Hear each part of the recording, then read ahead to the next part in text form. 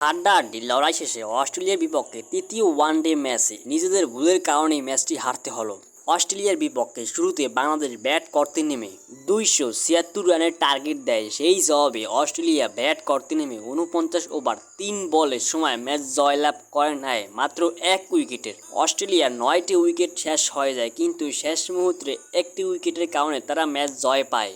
শুরুতে ব্যাট করার সময় বাংলাদেশের আরও 20টি রান বেশি হতো যদি মেহেদী হাসান মিরাজ শেষ মুহূর্তে ব্যাট করতে নেমে এরকম বাজে ব্যাটিং না করত। 15 বল খেলে মাত্র 3 রান করেছে, তাহলে হয়তোবা তৃতীয় ওয়ানডে ম্যাচে অস্ট্রেলিয়ার বিপক্ষে বাংলাদেশি ম্যাচটি জয়লাভ করত। তবে শরীফুল ইসলাম ছিল দুর্দান্ত। 10 ওভার বল করে 48 রান খরচ করে সে অস্ট্রেলিয়ার 6টি উইকেট একাই নিয়েছে এবং এর মধ্যে শরীফুল ইসলাম তার কেরিয়ারের টি-20 ওডিআই ম্যাচের ভিতরে সর্বপ্রথম ফাইফারের দেখা বাংলাদেশের ভুল মাত্র ওই এক জায়গায় দেখি এবং ওই এক জায়গার কারণেই তাদের ম্যাচটা হারতে হলো। মিরাজের বাজে ব্যাটিং। অন্যদিকে অস্ট্রেলিয়ার বিপক্ষে ব্যাটিং বোলিং সব দিক থেকেই ভালো ছিল। অস্ট্রেলিয়ার ওপেনার কর্নওয়াল যদি 140 রানের ইনিংসটা না খেলতো তাহলে হয়তো বা বাংলাদেশ ম্যাচটা জিততো নিশ্চিত এবং তাদের বড় রানে ম্যাচ জিততো।